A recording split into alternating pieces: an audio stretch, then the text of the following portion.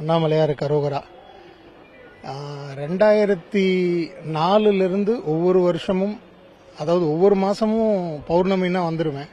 இந்த தீபத்துக்கு வர்றதுன்றது மிகப்பெரிய விசேஷம். அது என்னன்னா, இந்த ஒரு வருஷ சார்ஜ் இன்னைக்கு அந்த 364 days உடைய திரியும் வச்சு இன்னைக்கு விளக்கேற்றி அண்ணாமலையாருடைய அந்த தீபம் எரியும் போது பார்க்கறதுன்றது ஒரு மகாபாகியம். எத்தனையோ கோடி பேர் பார்த்துக்கிட்டு இருக்காங்க. அதில் அந்த பாக்கியம் எனக்கும் கிடைச்சதுக்கு மிக்க சந்தோஷம். அண்ணாமலையாருக்கு அரோகரா. எல்லாரும் நல்லா இருக்கணும், எல்லாரும் சந்தோஷமா இருக்கணும், எல்லாரும் ஆரோக்கியமா இருக்கணும், எல்லாரும் ஐஸ்வர்யத்தோட இருக்கணும். வாழ்க வளமுடன். நான் மாசம் மாசம் போயிட்டு இருந்தேன். கோவிட் டைமுக்கு அப்புறமா தான் எவ்ரி மந்த் பௌர்ணமியில போறதில்ல, அதுலேருந்து ஒரு 4 நாள் தள்ளி போவேன்.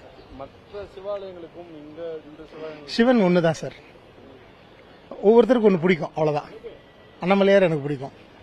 நான் என்ன நினைச்சுப்பேன்னா, அண்ணாமலையார் புள்ள நான் நினைச்சுப்பேன். அதனால எங்க அப்பா வீட்டுக்கு வந்திருக்கேன், அவ்வளவுதான். பிரமாதமா பண்ணிருக்காங்க.